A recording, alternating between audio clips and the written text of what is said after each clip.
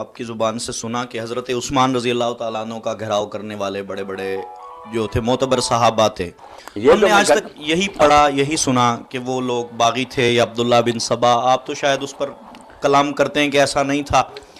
تو وہ ایسے لوگ تھے جنہوں نے حضرت عثمان کا گھراؤ کیا، اور کچھ سادہ دل صحابہ کرام ساتھ مل گئے. ہم یہ سمجھتے ہیں جیسے محمد بن ابی بکر رضی اللہ تعالیٰ عنہ، وہ تو خود اس خط کی وجہ سے ان کے دل میں تو دکھ آنا تھا، لیکن اس چیز کا فائدہ اٹھایا اس گروہ نے جو ان کو قتل کرنا چاہتا تھا.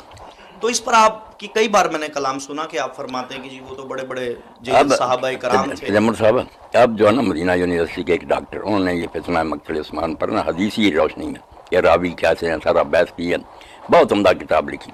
وہ عبداللہ بن سبا کے وجود کا قائل ہے. وہ کہتا ہے چونکہ کتابوں میں بہت ذکر ہے اس لیے ہم جٹلا نہیں سکتے، اگرچہ کوئی صحیح سند سے حدیث کی روایت نہیں نکلی جس میں عبداللہ بن سبا کا نام آیا.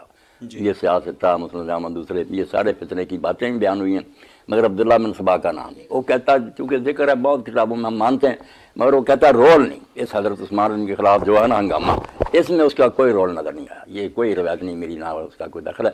جو میں صحابہ کہتا ہوں نا، یہ تجمل میں نے بڑی اس بارے میں رکھی ساری کتابیں جو صحابہ پڑھائیں، صحابہ سے کنگالا، اور وہ ساری کو جب پڑھا تو پتہ چلا یار کون مفسد لوگ تھے. وہ تو بیت رضوان میں شریک بندے تھے. جو رئیس الخیل تھا مصر کے لوگوں کو، ان کا امیر لشکر بن کر آیا، جس کا لوگ کہتے ہیں راج السو، کہ برا آدمی صحابی ہے اور بیت رضوان میں شریک ہے، اور مسجد پر قبضہ کر کے نماز پڑھانی اس نے شروع کر دی. عبد الرحمن بن عدیس. اور اسی طرح جب حضرت عثمان نے آخری خطبہ دیا تو اس وقت ایک شخص اٹھا، انہیں اثر لے کر گھٹنے سے لگا کر توڑ دی لاٹھی اور کہا اترو میں برس، اور پھر نہیں مسجد میں جانے دیا. وہ بھی جہجہ غفاری. حوالہ یہاں پہ ایک نقطہ، جہجہ غفاری بھی ایسے تھے. عمر بن حم جو کہتے ہیں 4 بندے اندر گئے جن میں سے اس نے عمر بن حم نے چھلانگیں لگائیں، اس کا سر بھی حضرت معاویہ نے کاٹ کر پھر ساری سلطنت میں گوایا، اور پھر اس کی بیوی کی گود میں جیل میں ڈال دیا. تو اس نے چوما، کہا تو زندہ رہا تو حق پر رہا، اور شہید ہو کر اب میرے پاس آ گیا. صحابی ہیں بڑے بڑے. اب محمد بن ابی بکر تو بچہ ہے، وہ خط کو بھی چیلنج کرتے کہ خط کوئی نہیں جعلی کا. میں کہتا خط کو چھوڑو، جو باتیں تھی ان کی ایک ہی بات تھی جس میں نہ کوئی جمل صاحب صبائیت ہے نہ کوئی بغاوت ہے، کہ یا حکومت چھوڑو اگر تم نہیں کنٹرول کر سکے، یا یہ گورنر جو ہے نا سارے ہٹا کر وہی بحال کرو جب وہ بکر عمر کے زمانہ میں. میں وضاحت کے لیے ایک حوالہ یہاں پہ دینا چاہتا ہوں، اس کی کیا اس سے تصور مزید واضح ہوگا کہ اگر حضرت عائشہ رضی اللہ تعالی عنہا کے افق والے واقعے میں سے ہم 1 منٹ کے لیے قرآن مجید کی آیات کو ایک طرف رکھتے ہیں، اب یہاں بھی یہی کلام ہوگا کہ کون تھے الزام لگانے والے؟ مصطح بن اساسہ جیسے، اور اس کے بعد وہ ام المومنین کی بہن کون تھی؟ ہمنا نام تھا ان کا. وہ لوگ حسان ابن ثابت رضی اللہ تعالیٰ عنہ کوئی بچے تھوڑے ہی ہیں، رسول اللہ صلی اللہ علیہ وسلم کے دربار رسالت کے شاعر ہیں، لیکن قرآن کی آیات اتر گئیں تو 80 کوڑے پڑ گئے رسول اللہ صلی اللہ علیہ وسلم کے حکم سے. وجہ یہ نکلی کہ وہ تو آپ بھی مانتے نا کہ فتنہ اٹھایا ہوا افق عبداللہ بن ابی کا تھا، یہ لوگ سنی سنائی میں ساتھ مل گئے. اس بات کا کتنا ایک شائبہ ہے حضرت عثمان کے گھراؤ میں کہ کچھ لوگوں نے شرارت کی اور یہ سادہ دل لوگ ساتھ مل گئے؟ وہ جو ہے نا حضرت، پہلے آپ یہ فرمائیں اس بات کی آپ تصدیق فرماتے نا کہ حضرت عائشہ والے معاملے میں تو یوں ہی ہوا نا؟ سن لے سن جی. یہ میرے ساتھی ہیں میاں طاہر صاحب جو میرے ساتھ کرتے رہے پروگرام فتاوا میں، انہوں نے مجھے بتایا کہ میں نے جامعہ سلفیہ جو ہمارا سب سے بڑا مدرسہ نہیں ہے وہاں یہ سوال اٹھایا. تو وہاں جو مفتی صاحب عبد الحنان صاحب وہ غصے میں آ گئے. انہوں نے پوچھا کہ آتا ہے کہ جب یہ آتے ہیں اتنی ام المومنین رضی اللہ عنہ کی برات کی تو حضور نے 3 آدمیوں کو کوڑے لگائے جن کے نام مگر عبداللہ کو کچھ نہیں کہا. اب اس کی جو ہے نا وجہ وہ ابن قیم نے زاد المعاد میں کئی بیان کی ہے. آخری یہ کی کیونکہ اس کا خاندان بہت بڑا تھا پیچھے. عبداللہ بن ابی کو نہیں لگے، نہیں کوڑے، نہیں کوڑے لگے، میں نے سنا لگے. نہیں یہی تو مسئلہ کہ 3 کو کوڑے لگائے، اس کو روایت میں آتا نہیں لگائے. اب کیوں نہیں لگایا اس کے لیے وجوہات لکھنے جن میں ایک یہ تھی کہ زیادہ فتنے کا اندیشہ تھا، اس کا قبیلہ بہت قوی تھا، وہ بڑا اثر تھا. تو پھر وہ طاہر صاحب نہیں مطمئن ہوئے کہ یہ تو یہی بات ہوئی کہ بڑا آدمی جرم کرے تو ٹال دو، چھوٹے کرے تو قابو کر. تو یہ شیوخ ناراض ہوئے، مگر وہ کہتے شیخ عبدالرضا علوی صاحب نے اللہ علیہ السلام درے وہ شیخ الحدیث، انہوں نے کہا یار ناراض ہونے کی بات نہیں، اس کا جواب دینا چاہیے. تو اچھا ہوا آپ نے چھوڑا. میں نے پھر چھان بین کی کہ واقعی بہت بڑا اسلام پر اعتراض کہ حضور نے جو اصل مجرم تھا جس کو قرآن کہتا بڑا حصہ لیا، اس کو کچھ نہ کہا اور ان بیچاروں کو. تو الحمدللہ سوال پتہ چل گیا کہ یہ روایت غلط ہے.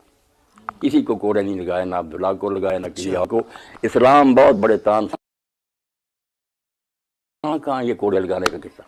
تو ابو داؤد وغیرہ جہاں جہاں تھے، محمد بن اسحاق کی اس میں تھا، اور اب ساری دنیا جانتی ہے کہ وہ مدلس ہے، اصل جو ہے نا راوی جس سے لیتا ہے اس کا چھپا دیتا. اگر تو کہے مجھے فلاں نے بتایا پھر سچا ہوتا ہے، بات کلیئر ہو جاتی ہے. اگر وہ کہے نا فلاں سے، ان کہتے ہیں نا حدثنا وغیرہ نہ کہے، فلاں سے ہی آئیے، اس میں چراکی کر دیتا کہ وہ اصل جو ہوتا ہے نا کمزور آدمی وہ چھپا جاتا، اوپر کے کا نام دے دیتا. تدریس کہتے ہیں نا اس کو.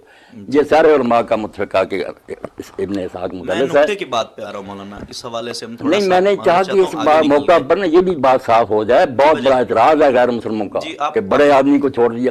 جی آپ نے اچھا کیا ایسی وضاحت کی، لیکن جو میری نقطے کی بات تھی نا کہ اٹھایا ہوا فتنہ تو عبداللہ بن ابی کا تھا نا، مصطح بن اساسہ رضی اللہ تعالیٰ عنہ اور یہ لوگ تو ساتھ ہم نوا ہو گئے تھے، سنی سنائی میں ہو گئے تھے. تو اب یہ بات کیا یہاں اس کا اطلاق ہوتا ہے حضرت عثمان پر بھی؟ چلو یہ تو درمیان میں بات آ گئی کہ اس بات کی اصلاح کریں. نہیں وہ قصہ بالکل لگا، وہاں سنی سنائی باتوں پر کوئی نہیں لگا. وہاں وہ خود سرگنے تھے تحریک کے، جو بڑے بڑے صاحب ہیں نا، وہ آپ لوگوں کو لے کر آئے. انہوں نے لوگوں کو اکسایا کہ یا یہ ان لوگوں کو معزول کرے جو نئے رکھے ہیں. بے ولید بن عقبہ کو کیا کیا نتیجہ نکلا؟ شراب پی کے نماز ٹھیک ہے اس نے. لیکن یہاں بھی ایک سوال میرے ذہن میں کبھی حل نہیں ہوا، یہ انہوں نے حضرت عثمان رضی اللہ تعالیٰ عنہ نے بیٹھتے ہی گورنر بدل دیے تھے؟ نہیں 6 سال بعد بدلے. 6 سال بعد پہلے وہ وہی رہے. کیا وجہ سمجھ میں آتی ہے؟ نہیں پہلے وہی رہے جو حضرت ابوبکر حضرت عمر رضی اللہ عنہ کے زمانے، اسی لیے کوئی ہنگامہ نہیں برپا ہوا، کوئی شورش نہیں اٹھی. 6 سال بعد بدلے؟ انہوں نے جب بدل دیے 6 سال بعد. ہاں انہوں نے 6 سال بعد پھر خاموشی کیوں رہی؟ ہنگامہ تو 12 سال بعد ہو رہا ہے. نہیں 6 سال کے اندر ہی فتنہ اٹھ کھڑا ہوا، پورے ملک میں تحریک چل پڑی. کوئی ایک دن میں تو نہیں. آپ کا خیال ہے 6 سال یہ تحریک چلتی رہی؟ بالکل ہر شہر میں لوگ اٹھے اور باتیں پہنچی نہیں آپ تک بھی، صحابہ تک بھی. 6 سال میں یہ لاوا پکا، ایک دن میں نہیں اٹھا. اور مطالبہ ایک ہی تھا کہ وہ حضرت ابوبکر عمر کے زمانے کے آدمی بحال ہونے چاہیے. کیوں ان کی بجائے یہ چھوکرے مکر کی؟ اور حضرت عثمان رضی اس بارے میں میں سمجھتا ہوں کہ وہ نیک نیت سے انہوں نے سمجھا سلطنت بڑی ہو گئی ہے، یہ میرے خاندان کے لوگ ہیں، میرے ساتھ تعاون کریں گے. انہوں نے دیانتداری سے ان سے پر اعتماد کیا نا، انہوں نے نالائکیاں کی. یہ آپ کی پیاری بات مجھے جیسے حضرت علی میرے علم میں میری سماعت سے ٹکرائی کہ انہوں نے نہیں انہوں نے محبت کے ساتھ اعتماد کیا تھا. بعض لوگ اس میں معاذ اللہ ان کی بدنیتی ثابت کرتے ہیں کہ وہ جی اپنے خاندان کو نوازنا چاہتے تھے. جمال حسین جب یہ بات بھی لوگ بیان نہیں نہ کرتے، تاریخ میں اس کو حذف کر دیا نا کہ آپ حضرت عثمان رضی چھت پر آئے، محاصرین سے کہا کہ میں نے کنواں خرید کر وقف کیا، مسجد میں توسیع کی، تبوک کے موقع پر یہ کیا. وہ ساری چیزیں سن کر جو جواب انہوں نے دیا نا وہ نہیں یہ لوگ نقل کرتے. انہوں نے محاصرین نے کہا کہ ان میں سے ہم کسی بات پہ منکر نہیں، سب مانتے ہیں کہ آپ کی یہ خوبیاں، مگر ان کا صلاح یہ تو نہیں ہونا چاہیے تھا کہ آپ اچھے حکمران ہٹا کر ان کی بجائے ان کو مقرر کر دیں جنہوں نے فسور برپا کر رکھا. اس کا جواب آپ کو نہیں آیا. انہوں نے کہا یا ان کو ہٹاؤ. حدیث ہے، یہ حدیث ہے، وضاحت فرمائے کہ حضور فرمایا عثمان اللہ تمہیں کرتا پہنائے گا، لوگ اتارنا چاہیں گے تم اتارنا یہ مت. چیزیں میں نہیں مانتا. میں نے ان کو دیکھا کہ ساری بناوٹی ہیں. یہ حدیث نہیں ہے، مصدقہ نہیں لکھی ہے، مگر اسماعیل بن ابی خالد اس میں مدرسہ سب میں کمیاں. اگر ایسی بات ہوتی نا تو حضرت عثمان رضی کا اب یہ سارے مانتے ہیں کہ انہوں نے عبداللہ بن عمر سے مشورہ کیا کہ مجھے دستبردار ہو جانا چاہیے. انہوں نے کہا کہ اگر آپ کو نہیں دستبردار ہوں گے زیادہ سے زیادہ کیا کریں، قتل کر دیں گے، اور آپ اگر نہ بھی قتل کریں کب تک زندہ رہیں گے، اور بعد میں جنت دو ان کے ہاتھ میں. آپ یہ رسم نہ ڈالیں کہ چند لوگ ناراض اور خلافت چھوڑ دیں، اس طرح ادارہ کا نا دیو کا. یہ مشورہ کیوں کرنا تھا؟ کیوں بھائی عبداللہ بن عمر سے وہ کہتے آپ کو حضور نے کرتے کا کہا، ہم سے کیا پوچھتے پھرتے ہیں. اور اما عائشہ سے بھی جب لوگوں نے کہا کہ آپ نے اس وقت کوئی بات کیوں نہیں یہ بتائی اس روایت میں نہیں کہتا کہ ایسا ہو، کہتے ہیں انہوں نے کہا میں اس وقت بھول گئی. اتنا ہنگامہ، شہید ہو گئے، یہ مکہ عمرہ کرنے چلی گئی، مارے گئے. بعد میں اب مجھے یاد آیا کہ حضور نے کہا یہ باتیں جو ہے نا نہیں ٹھیک. شہید کا ٹھیک ہے، اللہ کے رسول نے کہا تھا جب غارے اس پہاڑ پر تھے نا تو ہلا، آپ نے کہا ٹھہر جاؤ تو پر ایک نبی ہے، ایک صدیق ہے، 2 شہید ہیں. دیکھیں شہید کس کے ہاتھ سے ہوتا ہے؟ نہیں شہید یہی بات ان علماء نے میرے ساتھ کی تھی نا 3 عالم تھے کہ وہ شہید پھر کیسے. میں نے کہا یار ایک آدمی مظلوم مارا جائے بلا وجہ. وہ اعتراض اپنی جگہ تھے کہ حکومت کا انتظام کیوں ٹھیک نہیں کرتے، مگر شریعت میں قتل کے لیے اسباب جو ہے متعین ہے. مذاق نہیں کہ جس کا دیتا ہے یا مرتد ہو، شادی شدہ وہ زنا کرے، یا اس نے کسی کو قتل کیا ہو. حضرت عثمان رضی اللہ عنہ نے بھی یہی کہا نا کہ ان میں سے میں نے کوئی جرم کیا. قتل کا کوئی جواز نہیں تھا. باقی ساری ٹھیک ہے پریشر ڈالتے رہتے، اسی لیے صحابہ نے ان کی مزاحمت بھی نہیں کی کہ ایک مطالبہ کر رہے ہیں شاید حضرت عثمان معذول ہی ہو جائیں. امام ابن کثیر کہتا خود لوگوں کو یہی خیال تھا کہ چھوڑ دیں گے، قتل تک نوبت نہیں پہنچے گی. اب جنہوں نے قتل کیا وہ بھی اتنے امن کون جانتا کون تھا. ہنگامہ تھا، کچھ آدمی دیواریں پھانک کر اندر گئے، انہوں نے آپ کو شہید کر دیا. اب وہاں بھی تاریخ میں آتا کہ آپ کے غلاموں نے ان کو قتل کر دیا. وہ جو قاتل تھے اصلی وہاں ہی مارے گئے. اچھا اس لیے جو باقی اتنے لوگ سے تحریک کے سربراہ اور لاکھوں وہ کوئی قاتل تو نہیں تھے. اسی لیے حضرت علی نے کو جب پیغام ملا نا کہ معاویہ کہتے ہیں قصاص، تو انہوں نے کہا اٹھو بھائی قاتل. جب 20,000 آدمی اٹھ کھڑا ہوا تو آپ نے کہا لوگ قصاص ہیں. اور جب حضرت یہ روایت سکھا ہے، ٹھیک ہے یہ حضرت طلحہ زبیر عمر میں بصرہ گئے، وہاں لوگوں کو قتل کرنا شروع کیا. اب جو بڑا تھا نا تھا وہ صحابی، مگر خارجی وہاں بھی اس کے بارے میں بھی یہی پڑھا کہ یہ بعض لوگوں نے تیر چلا کر یہ بات مشہور کی کہ حملہ ہو گیا. ہاں ذوالخویسرہ جو نہیں وہ بھی سن لینا کہ یہ چلا کر کوئی نہیں، یہ بھی افسانہ. دن دیہڑے شروع ہوئی جنگ، بالکل اپنی مرضی سے انہوں کی کوئی رات کسی نے نہیں کیا کہ ادھر حملہ کریے. یہ سب ڈرامے بنائے ہوئے. آپ پہلے وہ سن لیں کہ جب قتل کرتے ہیں نا قصاص کے لیے، پہلے تو یہ لا قانونیت تھی کہ لوگ خود ہی قصاص لینا شروع کر دیں. مگر جب ذوالخویسرہ تمیمی کا معاملہ آیا نا، جو زیادہ حضرت عثمان کے خلاف تھا، اور یہ رسول اللہ کا صحابی تھا مگر بعد میں خارجی ہو کر مرا، سب مانتے کہ خارجی ہو گیا.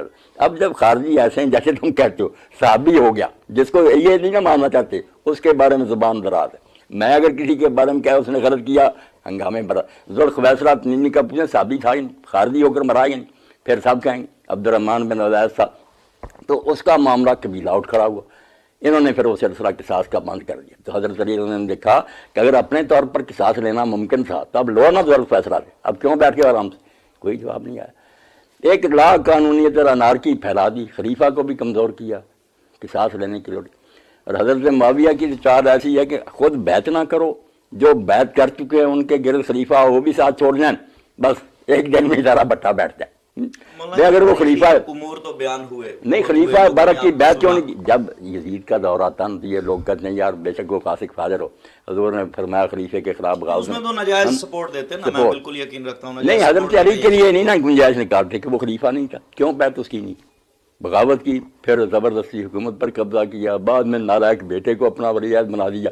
آپ صحابہ کرام کے اتنے دیوانے، میں بھی دین انہی سے پہنچا، مگر وہ سب بیٹھے رہے مہاجر انصار، حتیٰ کے ساتھ میں نبی وقاص میں میرا عرض کرنے کا سوال جہاں سے شروع یزید کو بنا دیا. قبلہ میرا سوال وہیں پہ آ گیا کہ یہ ساری باتیں تاریخ میں ہو گزری، یہ دکھ والی داستان ہے، لیکن صحابی کا جو رسول اللہ صلی اللہ علیہ وسلم کے چہرہ انور کا دیدار کلمے کی حالت میں ہے، اس کی وجہ سے اس کا مقام گفتگو نیچے نہیں آتا. یہاں ایک مزید وضاحت کے لیے کر دیں میں عائشہ پر جب الزام لگا جناب امیر المومنین علی رضی اللہ تعالی عنہ نے، مولا کائنات نے کیا مشورہ دیا سرکار مدینہ صلی اللہ علیہ وسلم کو؟ یہی مشورہ دیا کہ آپ کو عورتوں کی کمی نہیں، طلاق دے کے نکاح اور کر لیں. ایسی بات ہوئی؟ وہ حضور کی پریشانی کی بات ہی کہا، کوئی یہ نہیں کہا کہ یہ الزام سچا ہے، یہ کہا اتنا پریشان ہونا کہ آپ نے ملنا جلنا چھوڑ دیا. پریشانی سے کہا نا، مگر اللہ نے قرآن کی جو آیات اتاری اس میں فرمایا کہ مومنین اپنے ظن سے کیا دیتے کہ ھذا بہتان عظیم، اپنے تصور سے کہہ دیتے، یعنی گمان سے، کوئی دلیل نہ بھی ہوتی پھر بھی کہہ دیتے.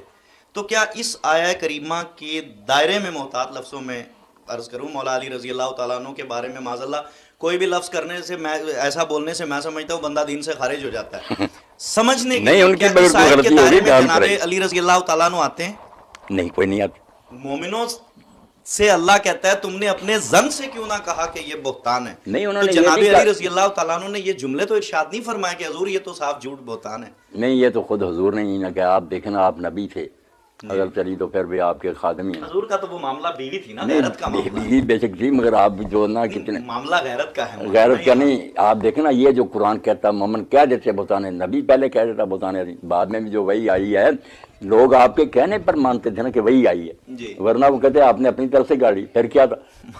نہیں آپ سوچے نا، گنجائش تو تھی. منافق اور بے دین کہہ رہے یار نبی نے اپنی، میں نعوذ باللہ حضرت علی پر اعتراض نہیں کر رہا، نہیں کرنا چاہیے. اگر ایسا ہوا بھی ہو تو ان کا مقام وہ مولا کا نیچے. میں نہیں اس نظریے کا، میں کہتا ہوں علی رضی اللہ سے اگر کوئی غلط بات ہوئی ہے تو کہنی چاہیے، کیوں نہ کہیے.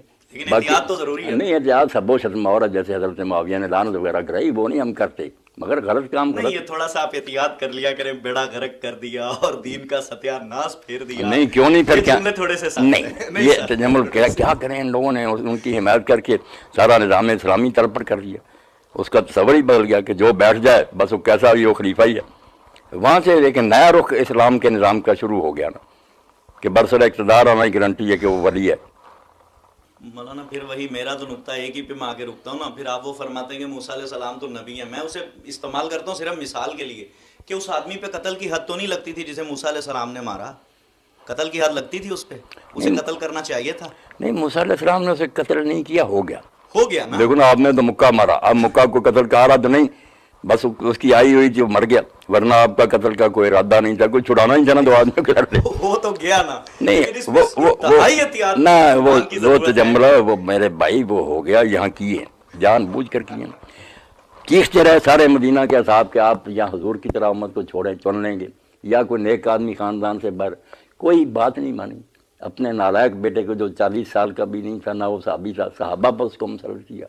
اس کے نتیجہ دنیا میں کے حوالے سے اس روایت کا کیا جواب؟ اہل البیت اور مدینہ شریف برباد، ہر رات مکہ میں مدام. دنیا کے حوالے سے وہ یزید بن معاویہ کے بارے میں لوگ بڑا اس کا تحفظ کرتے ہیں، اس کا کیا جواب؟ وہ تو چمن بھائی اب تو وہ غبارے سے ہوا نکل گئی. ہمارے ہی بزرگ ہیں وہ حافظ بحرلی رضی اسی طرح جابر عبداللہ نعمانی صاحب نے ثابت کیا کہ حدیث کی روایتیں یار دیکھو تاریخوں کو کیا یہ کرتے کہ وہ پہلا لشکر لے کر عبد الرحمن بن خالد بن ولید گیا تھا، قسطنطنیہ تک پہنچا تھا.